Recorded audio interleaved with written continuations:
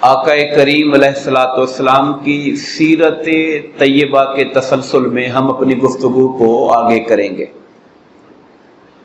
غزوہ بدر کے بعد کے واقعات پر کچھ گفتگو ہم نے پچھلے جمعہ پر کی تھی۔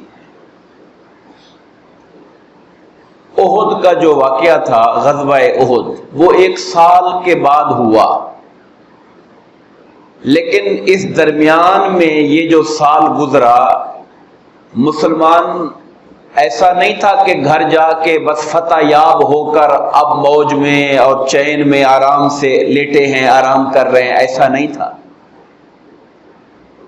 مسلمانوں کے لیے اس وقت کی جو زندگی تھی بڑی کٹھن زندگی تھی۔ اگرچہ بدر کو فتح کیا تھا مگر مسلمانوں کے جو دشمن تھے وہ انگاروں پہ لیٹ رہے تھے، ان کو چین نہیں تھا۔ اور دشمن کوئی ایک تھا، مشرکین مکہ والے، وہ تو ڈائریکٹ دشمن تھے جن کو ہار ملی تھی، جو ہارے تھے، اور جنہوں نے اپنے شہر میں جا کر باقاعدہ اس بات پہ پابندی لگا دی تھی کہ کوئی مرنے والوں پہ روئے گا نہیں، تاکہ اندر کی جو آگ ہے وہ ٹھنڈی نہ ہو۔ رونا غم کو ختم کر دیتا ہے، جب آپ روتے نہیں تو غم اندر ہی اندر پلتا رہتا ہے، اور پھر وہ آپ کو دشمنوں سے انتقام لینے پر ابھارتا ہے، آگ لگائے رکھتا ہے۔ رونے پر پابندی لگائی، اور وہ قافلہ جسے ابو سفیان رضی اللہ تعالیٰ عنہ اس وقت جو کافروں کے ہیڈ تھے، جس کو بچا کر لے گئے تھے مسلمانوں سے، اور جس کے اندر میں نے عرض کیا تھا کوئی 260 کلو سونے کے وزن کے برابر سامان تھا، اس کی مالیت تھی۔ انہوں نے فیصلہ کیا کہ یہ جتنا مال منافع سمیت آیا ہے اسے کوئی خرچ نہیں کرے گا، رکھیں گے اور جنگ کی تیاری پر خرچ کریں گے۔ یعنی اس زمانے کا کروڑوں روپیہ انہوں نے رکھ لیا، اور سارے بندے راضی ہو گئے کہ اب ہم یہ جو مال ہمارے پاس تجارت والے قافلے سے آیا ہے اسے مسلمانوں کو معاذ اللہ تباہ و برباد اور نیست و نابود کرنے کے لیے خرچ کریں گے۔ پیسے کی بھی کوئی کمی نہیں تھی، وہ جو نفرت کا جذبہ تھا جو لڑنے کے لیے ابھارتا ہے اس میں بھی کوئی کمی نہیں تھی۔ اور اس کے ساتھ ساتھ مسلمانوں کے دشمنوں میں یہود تھے۔ یہود کے ساتھ اگرچہ آقا کریم علیہ الصلوۃ والسلام نے مدینہ منورہ آنے کے بعد پہلے ہی سال میں میثاق مدینہ والا معاہدہ کر کے انہیں اپنے ساتھ جوڑ لیا تھا۔ پولیٹیکلی آپ نے مدینہ کو ایک ریاست بنانے کے لیے یہودیوں کو اس ریاست کا ایک شہری کے طور پر اپنے ساتھ ملا لیا کہ جو ہمارے حق ہیں وہ تمہارے حق ہوں گے، تمہارا دین اپنی جگہ، ہمارا دین اپنی جگہ، مگر ملک شہر مدینہ میں بطور شہری رہنے کے جو حق ہیں وہ تم بھی برابر ہمارے ساتھ انجوائے کرو گے۔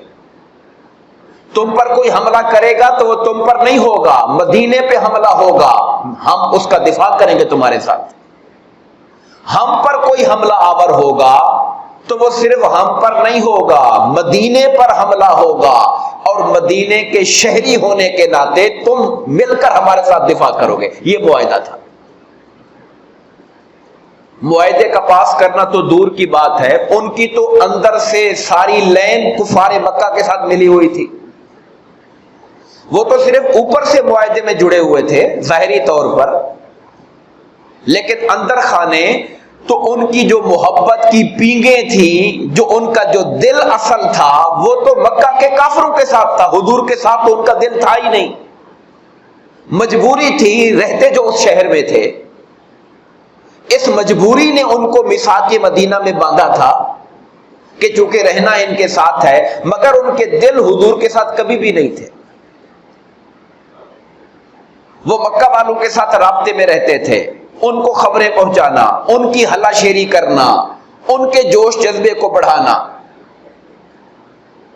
ادھر سے یہ دشمن تھے جو اپنے دانت کچکچا رہے تھے، ان کو ویسے غصہ آیا ہوا تھا، ان کا خیال یہ تھا کہ مکہ کے لوگوں سے لڑائی ہوئی ہے، ان کا بچنا کچھ نہیں، لیکن جب مسلمان فتح یاب ہو کے آ گئے تو ان کا اندر سے غصہ اور بڑھ گیا۔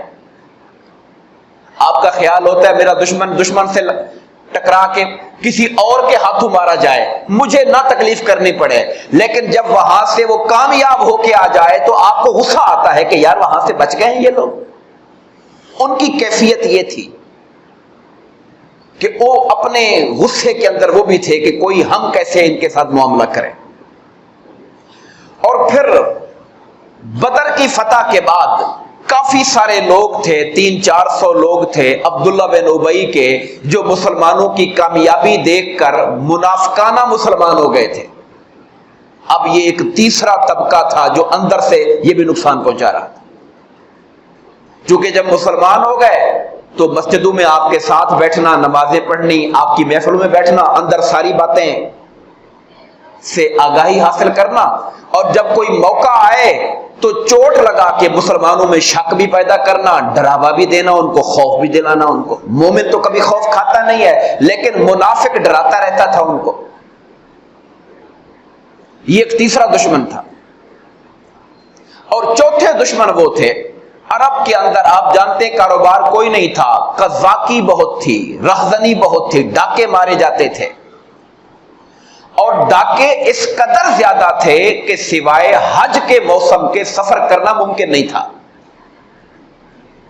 عرب کے لوگ بھی حج کے جو 4 مہینے تھے، 3 مہینے حج کے اور رجب عمرے والا، ان 4 کو محترم مہینے وہ بھی مانتے تھے۔ اس مہینوں میں لوگ ڈاکے مارنا چھوڑ دیتے تھے، قتل غارت چھوڑ دیتے تھے، بھئی حاجی حج کے لیے نکلیں گے، یعنی وہ بڑا پرلے درجے کا بدبخت ہوتا تھا جو ان مہینوں میں بھی لوٹ مار کرتا تھا۔ تو مسلمانوں کے لیے اب ایک چوتھا چیلنج آیا۔ انہوں نے دیکھا کہ مدینہ کی سٹیٹ مستحکم ہو رہی ہے، حکومت مضبوط ہو رہی ہے، ایسا نہ ہو کل کو یہ ہمیں ڈاکے مارنے سے روک دے، ہمارے پیچھے پڑ جائیں۔ تو وہ جو بدو قسم کے لوگ تھے، باہر والے، چور اچکے، ڈاکے مارنے والے، قزاقیاں کرنے والے، وہ بھی مسلمانوں کے دشمن ہو گئے۔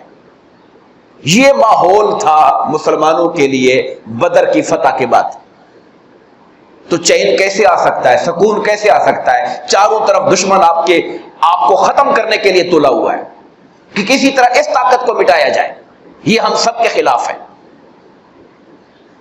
لوگ الائنس کرتے ہیں اپنے مفادات کے لیے، لیکن مسلمان چونکہ حق پہ چلنے والے، اللہ کے قانون کو نافذ کرنے والے، اللہ کی شریعت پر عمل کرنے والے، ان کے ساتھ کوئی جو مجرم پیشہ آدمی تھا، جو کرمنل تھا، اس کی بنتی نہیں تھی۔ ایک جو بدکار عیاش قسم کا انسان ہو، اس سے دوستی کیسے ہوگی جو پاک دامن نگاہوں کو جھکا کے رکھنے والا ہو؟ دونوں کا میل ہی نہیں آپس کے اندر۔ اور ایک وہ جو ڈاکے مارنے والا، ظلم کرنے والا، لوٹ مار کرنے والا ہے، وہ اس ہستی کو اور اس ریاست کے قانون کو کیسے قبول کرے گا جو کسی کے اوپر ہاتھ اٹھانے کی بھی اجازت نہیں دیتا، کسی کو گالی گلوچ کرنے کی اجازت نہیں دیتا؟ اس لیے ان کے لیے وہ سارے اکٹھے ہو گئے، انہیں یہ اپنے دشمن لگتے تھے مسلمان۔ اس صورتحال میں ابھی 7 دن ہی گزرے تھے، شوال 2 ہجری لگ چکا تھا، یہ ماہ رمضان کے اندر غزوہ بدر ہوا، اور شوال کے اندر، رمضان کے بعد شوال آتا ہے نا، تو شوال کے اندر ہی سرکار کو خبر ملی قبیلہ غطفان کی کوئی شاخ ہے بنو سلیم، ان کے لوگ مدینہ پہ چڑھائی کرنے کے لیے فوج اکٹھی کر رہے ہیں، تیاریاں ہو رہی ہیں۔ ان کی انٹیلیجنس ایسی تھی کہ خبریں ملتی تھیں آپ کو، آپ کے بندے تھے جو آپ کو اطلاعیں دیتے تھے۔ اب سرکار، اب یہ دیکھیے بطور کمانڈر، بطور سربراہ ریاست کے، آپ کے فیصلوں پہ ذرا غور کرنا ہے آپ نے، حضور کے فیصلے کیسے ہوتے تھے۔ جب خبر ملی کہ دشمن کٹھا ہو رہا ہے، اسلحہ کٹھا کر رہا ہے، اپنے بندے کٹھے کر رہے ہیں فلاں جگہ کے اوپر، سرکار نے انتظار نہیں کیا، آپ نے اپنے ساتھ 200 بندہ لیا، ان کے علاقے میں جا کے وہاں پہ حملہ کر دیا ان کے اوپر۔ دشمن کو ٹائم نہیں دے، جب دشمن کا دشمن ہونا اور اس کا آپ کے خلاف سازشیں کرنا کلیئر ہو جائے تو پھر اس کو وقت نہیں دینا. کہتے نپ دا ایول ان دا بڈ, برائی کو اس کی جڑ میں جا کے پکڑ لو. تو سرکار دو عالم صلی اللہ علیہ وسلم نے 200 بندے لے کے وہاں پہ, وہ ان کے وہم و گمان میں بھی نہیں تھا. یہ بھی ایک کمانڈر جو حملے کی کامیابی کی ایک وجہ ہوتی ہے کہ آپ دشمن پر غیر متوقع حملہ کرتے ہیں, وہ تیار ہی نہیں ہوتا. ان کا خیال یہ تھا کہ ہم تیاری کر کے ہم جائیں گے اور جا کے مدینے پہ دروازہ کھٹکھٹائیں گے جا کے. حضور پہلے وہاں تک پہنچ چکے تھے, خوف میں بھاگ نکلے وہاں سے, اپنے سینکڑوں اونٹ 500 اونٹ وہاں پہ چھوڑ کے نکل گئے. اللہ پاک نے یہ مدد مسلمانوں کو دی. 500 اونٹ کوئی تھوڑی چیز نہیں ہوتی تھی. خمس نکالا گیا, اس میں سے 100 اونٹ ریاست کا ہو گیا, باقی 400 اونٹ جو سوار تھے گھوڑوں والے تھے ان کے اندر بانٹ دیے گئے. اس طرح اللہ تعالیٰ مسلمانوں کو طاقت دیتا جا رہا تھا, مسلمان مضبوط ہوتے جا رہے تھے. ہر خطرہ, ہر پریشانی مسلمانوں کو کمزور نہیں کر رہی تھی, ان کی طاقت کو اور بڑھا دیتی تھی. جب بندہ خطرے سے ڈر کے گھر میں چھپ کے بیٹھ جائے گا تو دشمن تو گھر تک چڑھ کے آ ہی جائے گا, پھر تو اس نے کچھ نہیں دینا آپ کو. لیکن جب آپ خطرے کا مقابلہ کرتے ہیں اور اس کے سامنے کھڑے ہوتے ہیں تو پھر اس کے اندر کئی طرح کے مفادات اور فوائد بھی نصیب ہو جاتے ہیں. پھر حضور نبی کریم علیہ الصلوۃ والسلام کے حوالے سے مکہ میں, آپ جانتے ہیں مکہ کے ماحول کو, وہاں پر جو بڑے بڑے لوگ تھے وہ تو سارے مارے گئے تھے. صفوان بن امیہ نام کا جو اب نئے سردار بن رہے تھے, ان میں ایک یہ شخص بھی تھا, نمایاں آدمی تھا, حتیم کعبہ میں بیٹھا ہوا تھا. کعبہ صحن کعبہ میں نہیں, حتیم کعبہ میں, وہ جو کعبہ کے ساتھ ڈی ہے اس کے اندر بیٹھا ہوا تھا. عمیر بن وہب ایک بڑا سازشی, بڑا فتنہ گر شیطان قسم کا آدمی تھا, وہ بھی جا کے بیٹھا. بدر کی باتیں شروع ہو گئی, ہمارے ساتھ بڑی زیادتی ہو گئی, ہمارے بزرگ مارے گئے, ہمارے بڑے مارے گئے. اب ان کے بعد جینے کا مزہ نہیں آ رہا. ان کی بھی بات اپنی جگہ پہ ٹھیک تھی, ظاہر بڈیرے سارے مارے گئے تو پیچھے ماحول تو بدل ہی جاتا ہے.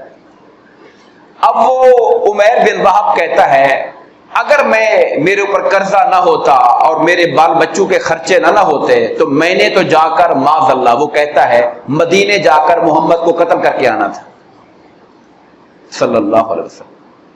میرا اب صفوان بن امیہ کا دل تو بڑا خوش ہوا, اچھا ایسا بندہ مل گیا ہے جو یہ کاروائی ڈال سکتا ہے. اس نے کہا بات سنو, تمہارا جتنا قرضہ ہے سارا میرے ذمہ, میں دوں گا. تمہارے بال بچے میرے بال بچے, اگر میرے گھر کھانا پکے گا تیرے گھر بھی جائے گا, تو جا یہ کام کر کے, تیرا احسان ہوگا کون کے اوپر. اور اس نے کہا میرے پاس تو وجہ بھی ہے, میرا بیٹا قیدی ہے وہاں مسلمانوں کے پاس, اس کے ملنے کے بہانے جاؤں گا کہ چھڑانے آیا ہوں, فدیہ لے کر آیا ہوں, تو موقع دیکھ کر وار کر دوں گا. یہ پلان بنایا خانہ کعبہ کے ساتھ حتیم میں بیٹھ کر. اس بدبخت ظالم نے اپنی تلوار کو باقاعدہ, وہ کہتے ہیں زہر کے اندر بجھانا, یعنی تاکہ اگر تلوار کاٹنے والی نہ بھی لگے, چپ بھی جائے تو زہر سے بندہ مر جائے.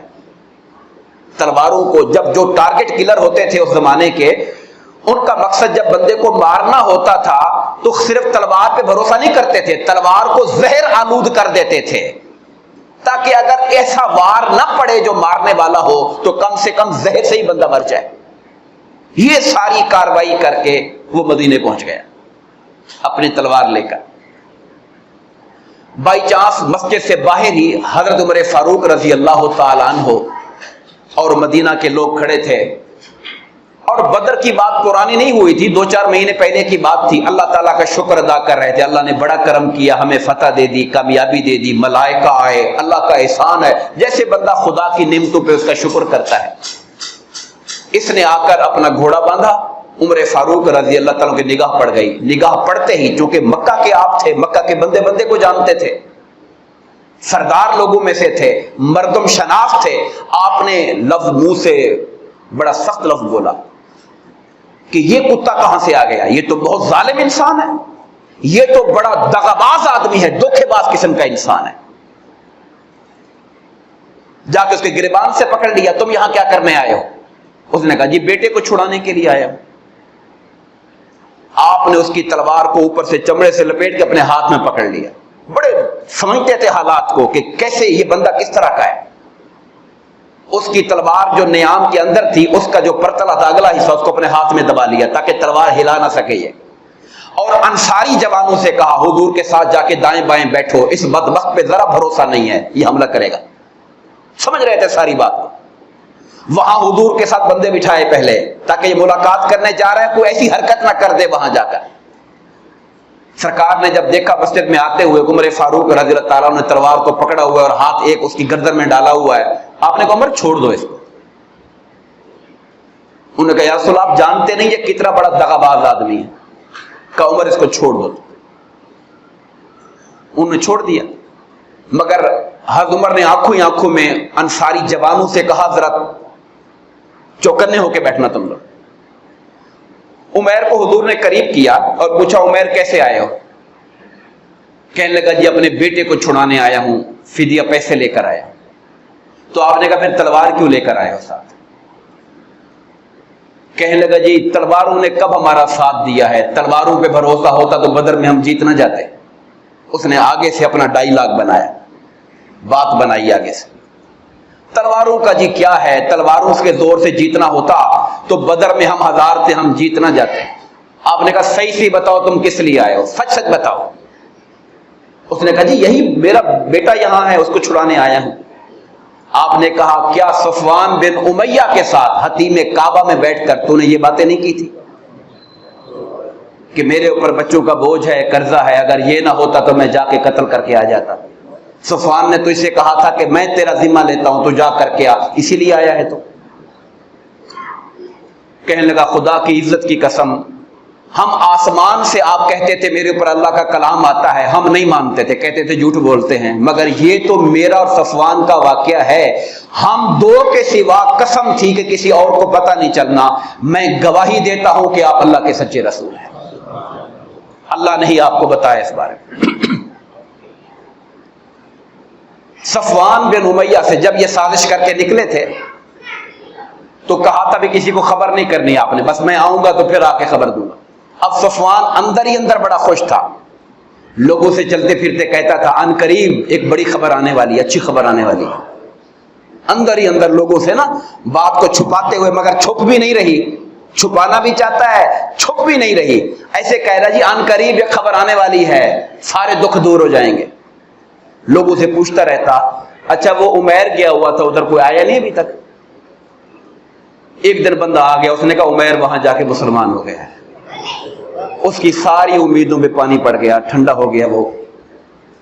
تو نبی پاک صلی اللہ علیہ وسلم نے حضرت عمیر کو انصاری صحابہ کے حوالے کیا کہ یہ تمہارا بھائی ہے, اسے دین سکھاؤ. اور اس کے بیٹے کو سرکار نے بغیر فدیے کے آزاد کر دیا. اس طرح اپنے اخلاق سے, محبت سے اور اللہ کے دیے گئے علم غیب سے اللہ نے اس بندے کے دل میں حضور کی نبوت پر ایمان کو پیدا کر دیا.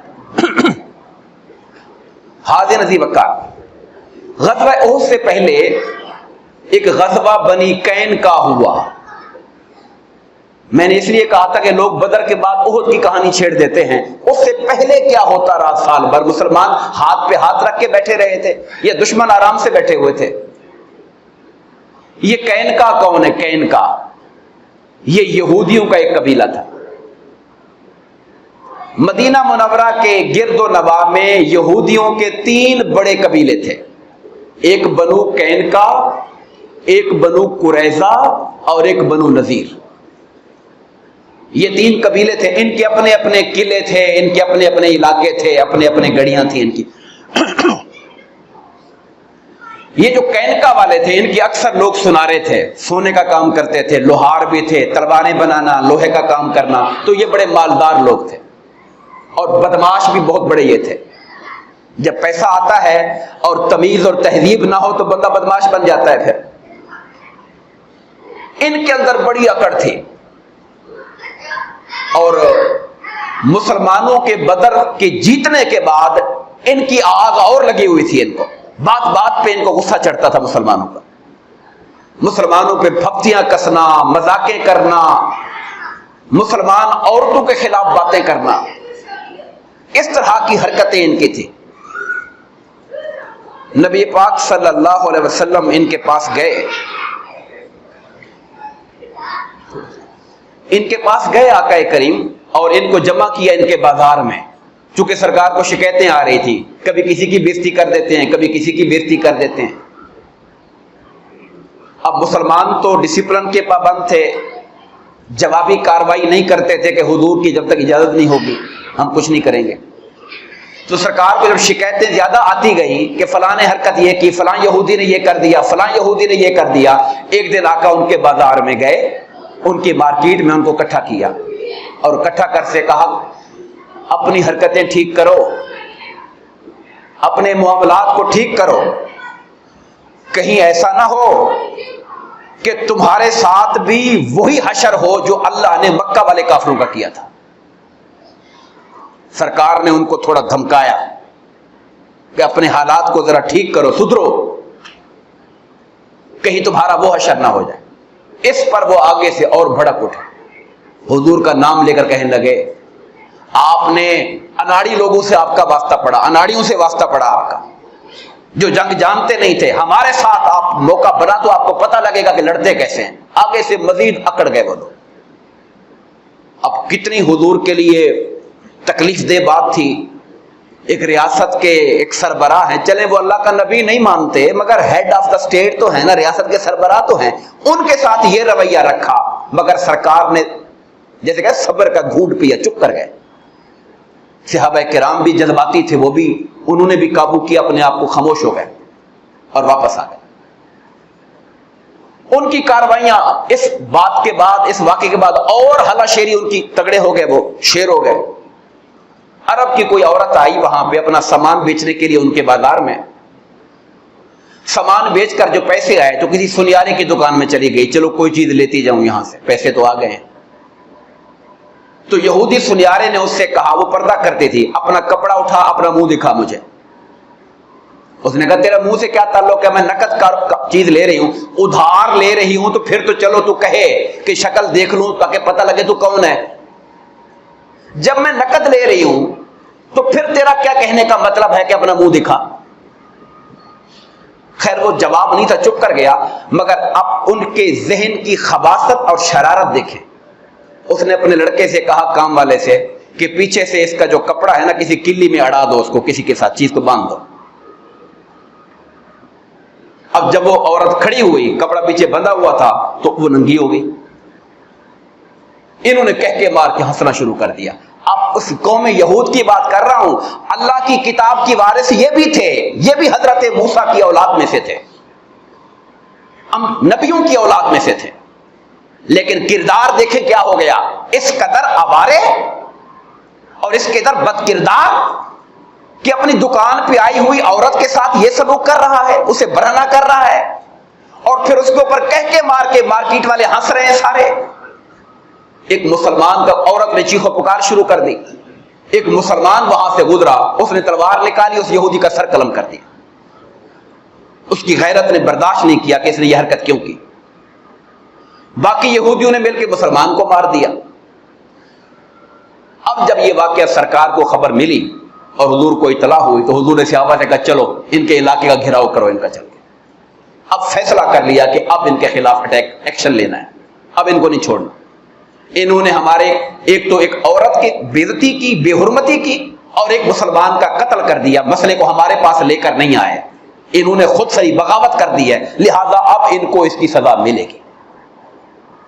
نبی کریم علیہ الصلوۃ والسلام نے صحابہ کرام کو ساتھ لیا اور ان کا جو علاقہ تھا اس کا گھیراؤ کر لیا، محاصرہ کر لیا۔ یہ لوگ وہ جو بڑے مرد میدان بنتے تھے کہ ہم سے لڑو گے تو پتہ چلے گا، یہ سارے اپنے قلعوں میں چھپ گئے، ایک بھی نہیں نکلا باہر لڑنے کے لیے۔ 15 دن سے زیادہ صحابہ کرام نے ان کے چاروں طرف سے ناکہ بندی کس کے کر دی، نہ کوئی چیز آئے نہ کوئی چیز جائے وہاں سے۔ 15ویں دن اللہ پاک نے ان کے دلوں میں ایسا روب ڈالا، انہوں نے پیغام بھجوایا، آپ جو فیصلہ ہمارے بارے میں کریں قبول ہے، ہم آپ کے سامنے سرنڈر کرتے ہیں۔ 15 دن کے محاصرے کے بعد لڑے، یہ لڑے تھے، یہ لڑے نہیں، انہوں نے ہتھیار پھینک دیے، اندازہ لگائیں باتیں کرنا کیسا ہوتا ہے. باتیں کرتے تھے کہ آپ قریش کے اناڑیوں سے لڑے ہیں, ہم سے لڑیں گے تو پتہ چلے گا آپ کو. لیکن جب باری آئی تو اپنے کمروں میں گھروں میں گھس گئے, قلعے بند ہو گئے اور بغیر لڑے ہتھیار پھینک دیے انہوں نے. ان کو زندگی اتنی پیاری لگ رہی تھی اپنی کہ آپ جو فیصلہ کریں گے قبول ہوگا. نبی کریم علیہ الصلوۃ والسلام نے ابھی ان کو بھجوا دیا کہ ان سب کے ہاتھ پاؤں باندھ دو. ان کو, ان کے تمام بندوں کو باقاعدہ رسیوں سے باندھ دیا گیا. عبداللہ بن ابی, اب ذرا اس بندے کو سمجھیے, یہ مسلمان, اس کو بھی مسلمان ہوئے 1.5-2 مہینے ہوئے تھے نا, بدر کے بعد مسلمان ہوا تھا, یہ ابھی درمیان میں یہ واقعہ ہوا تھا. اس کے دوستانے تھے, یہ کوئی عام بندہ نہیں تھا. اتنی بات یاد رکھیں کہ سرکار سے پہلے اس کو بادشاہ بنانے کی تیاری ہو رہی تھی. اس کا اثر آپ جانیں, اب سمجھیں اس کا اثر کتنا تھا. اس کے ساتھ سپورٹ تھی لوگوں کی, اور اس کے قبائل کے ساتھ تعلقات تھے, دوستیاں تھیں. تو یہ حضور کے پاس چلا گیا اور حضور کا نام لے کہنے لگا کہ آپ انہیں میری خاطر چھوڑ دیں, انہیں چھوڑ دیں میری خاطر. سرکار چپ ہو گئے, جواب نہیں دیا. وہ پھر مڑ کے کہتا ہے آپ انہیں چھوڑ دیں, یہ میرے ساتھی ہیں, میرے پرانے, میرے الہی ہے, اتحادی ہے میرے, آپ انہیں چھوڑ دیں. سرکار کے چہرے پر ناراضگی آئی. آپ نے کہا نہیں. تو وہ بجائے چپ کر جانے کے اس نے آپ کے کپڑے کو پکڑ لیا. نہیں, میں نہیں کرنے دوں گا آپ کو ایسے, آپ ان کو چھوڑ دیں, یہ میرے پرانے اتحادی ہیں, انہوں نے میری خاطر میرے بڑے کام کیے ہوئے ہیں, میرے سپورٹر ہیں, فلاں فلاں, آپ ان کو چھوڑ دیجئے. سرکار سے چپٹ گیا, یعنی کہ اس نے پکڑ لیا حضور کو. اب نبی کریم علیہ السلام جانتے تھے, وہ خود یہ جو قبیلہ انصار کے قبیلے کون سے تھے, خزرج, بنو خزرج, اور اس کے ساتھ دوسرا قبیلہ بنو اوس تھا. بنو خزرج کی تعداد زیادہ تھی, یہ انہی کا پہلا لیڈر تھا یہ. اب ڈائریکٹلی حضور اگر ہٹ کرتے یا اس کو دھتکار دیتے تو ظاہر ہے قوم کے بندے کو دھتکارا جائے تو اثر تو دلوں میں جاتا ہی ہے نا. تو لیڈر کو بہت کچھ دیکھنا پڑتا ہے کہ کیسے میں نے ایکشن لینا ہے. اس نے اتنا زور لگایا اس نے, یہاں تک کہ سرکار کو اس نے مجبور ہی کر دیا, آپ مزید نہ نہیں کر سکے. کہا چلو میں ان کی جان معاف کرتا ہوں, لیکن یہ اپنے آپ کو یہاں سے دور لے جائیں, نہ کوئی سامان اٹھائیں گے اپنا, نہ کوئی چیز, صرف ان کی جان معاف کر رہا ہوں, مدینہ چھوڑ کے نکل جائیں یہاں سے بس. یہ سرکار نے فیصلہ, اس کے کہنے پر, ضد پر سرکار نے ان کی جان بخش دی.